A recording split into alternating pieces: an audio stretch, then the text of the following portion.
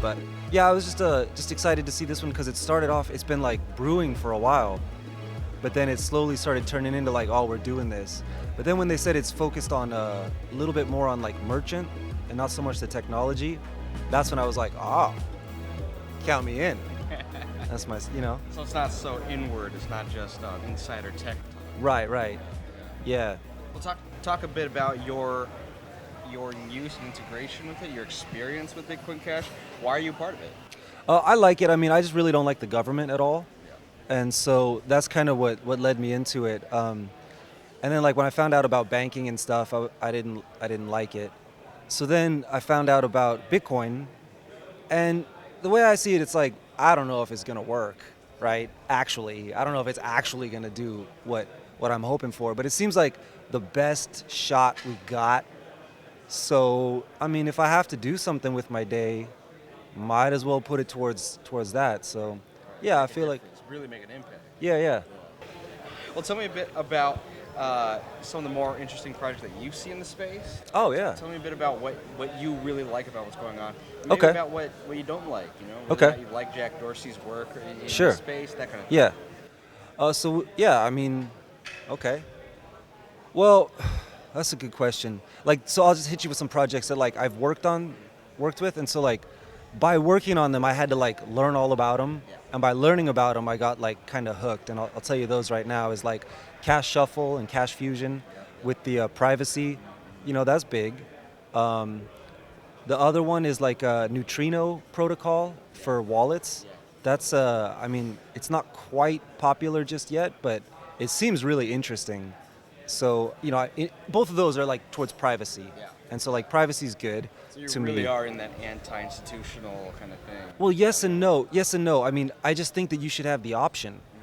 Like, I mean, isn't there a law here? I could be just talking trash. I don't know if it's true, but like, I think, don't they have a law here where you can't spend like $10,000 cash or something? Something about that, yeah. That's dumb, I had dude. to report if I were to do anything in the tax-free, the duty-free thing in the airport. Like I had to report all that. Bro, if you manage to get money somehow in this world, like, you should be able to do what you want with it. That's what I think. I mean, like, it's not really like, I'm not that hardcore about like anti-institution. Like, hierarchy's cool, like institutions are cool, like if they're working and stuff, but like calm down sometimes, man. To give So, it, yeah. To question it sometimes. Have Yeah. the power of voice and exit. Exactly. And like with money, there's no option. Like, it's just like you get dollars or whatever your local one is. Yeah, you get the state Yeah. currency and you can't go further from there. Yeah. Yeah. So yeah, that's one cool thing about like cryptocurrency and stuff. Like, I'm in it for the money, and I mean like the money aspect of it, not the investment, not the like the tokens and stuff. It's neat, right? And that's great, and I don't have anything against it. But like for me, it's like peer-to-peer cash is what I'm looking for. Right. And Bitcoin Cash seems to have the best shot to me. And if that changes, I'll change my mind in a second. It's no big deal. It's just like I want to be able to choose the best money. Yeah. That's it. No, that's very forward thinking because I think a lot of people get caught up in Right. one community or another and they feel like they got to stick there forever. Yeah. That's really refreshing to hear that. Yeah. You're flexible. You want to look for what is best functionally, what's really there. Yeah, for sure. Compared to the other currencies, why Bitcoin Cash? You know what? That's a good question. I have looked into some, like, so basically, like, I try to I'm not interested in cryptocurrency, like that whole thing. That's just like, there's a lot of dumb stuff Right. going on there. It's There's mostly like 3,000 dumb. coins out Yeah. there that no one cares So just about. like cut all of those out and then go to like peer-to-peer cash. I guess you'd probably have to count like Monero and the privacy ones in there because they're kind of the same, but you got like Dash and I don't know, there's a couple others. I've looked into them briefly. I would say I'm open to them and I'm interested in them, but it goes by, to me, there's the technical aspect and then there's the normie awareness.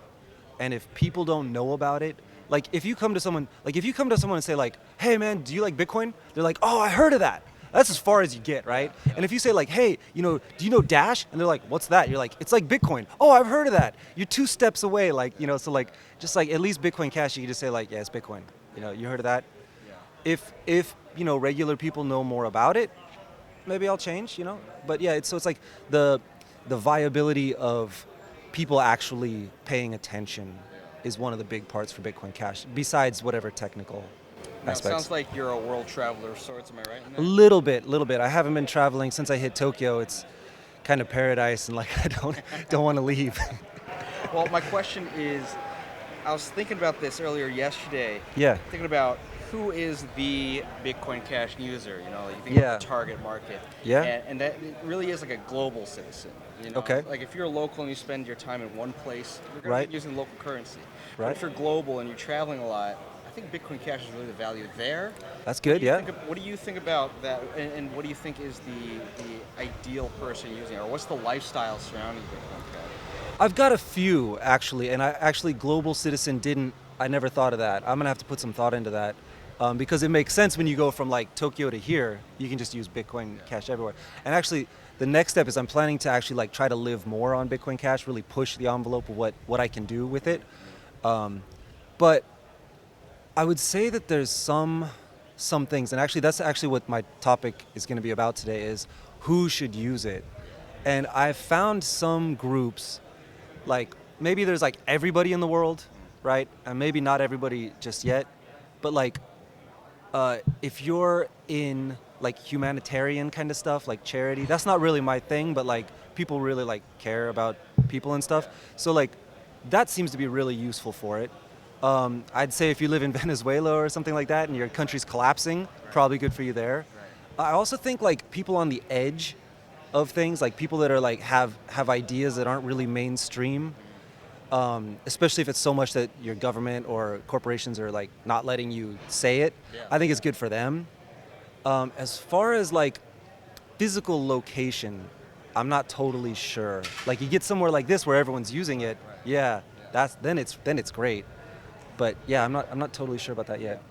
I mean, I see that as like a question of just simply food for thought. Yeah, yeah. Because when you think about why would this end up in a town like this, I don't really know why. Yeah. But I see the people who've used it, you know, the people I'm hanging around with, like Corentin and Jaja. Yeah. I mean, they're global people. You Right. know, one's from Bangkok, one's from France. They've been living all around Southeast Asia. They're now here Yeah. for the next few months. Yeah. So like they are, you know, they have a lifestyle that is very much attributable to someone Right. using Bitcoin Cash. Right. But this is part of it, you know, figure out who Yeah. exactly is the person that you need to reach to hit critical mass. Yeah. Those kind of things, you know. Yeah, and I think the reality is, and it's not fun to say, but like cryptocurrency is still too weird to regular people. And so like we got to do what we can to make it ready for them. But right now, like maybe we could target the people willing to deal with the weirdness because maybe they have some other challenges that it's worth. Like, you know what I mean? So, Naomi yeah. was talking earlier about those who've been kicked off of YouTube monetization Yeah. and then Patreon and then Yeah. Subscribestar was there for them, but then they got pushed around by Yeah. like, you know, the general financial institutions. Yeah. So it's like people who are getting locked out of the financial Yeah. system need something else. And which direction do you see that going? Do you see it getting better? Of course not. They're going to Yeah, keep no, clamping no, down, no, right? yeah. So, They need alternatives. and I mean, like, dude, you know, the one that gets me is like, yeah, like, you know, YouTube demonetization and stuff. Of course, I hate that. But like, there are people whose like PayPal accounts get shut down, bank accounts get shut down. Like, you can't use money. Yeah. That's messed up. That's messed up, dude. And then, of course, if you ban the cash, then they can't. Like, nah, dude.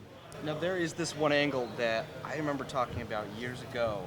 It's that if you are a felon Yeah. and you are locked out of the financial institution, that's Okay. that goes from so many different things. That could be not just even felons, those who haven't paid child support and whatnot, then they Right. can't get a job because they have to pay child support and they have to miss work because they have to go to jail for that kind of thing. Yeah. It's like people getting locked out of the financial institutions. Yeah. That's on a cultural matter. That Yeah. is super important. They need Yeah. alternatives as well. Yeah. It's like, isn't there laws like in America? Like, I think there's a law where like they can't shut off your water or electricity or something like that, but they can shut off your money. Yeah. Dumb, dude. I don't like it. All right. Last question Yeah. for you. What have you done? Did you just land in here in town? No, I got here a couple days ago. Okay. What have you been able to do here with Bitcoin Cash? And what's been your favorite thing? Well, I've been kind of just going between the hotel and this place that has a decent steak. And so I probably like pay the taxi, right? Bitcoin Cash, pay for the steak, Yeah. pay for the coffee. Is that the Yeah, Watermark? the Watermark. Yeah, Yeah, that yeah, place is I dank, loved it. I dude. loved it, actually. That place is good. That Barramundi. Yeah. How's the seafood compare here versus Tokyo? Oh, I didn't have any actually. I'm a steak guy. Yeah. Well, I mean, Wagyu beef up in Japan. It's good. How's It's good. how's the steak No, compare? no, the steak here is insane. Dude, they had this steak like it wasn't the one they did last night, but like they had like this blank. Now I'm shilling Watermark.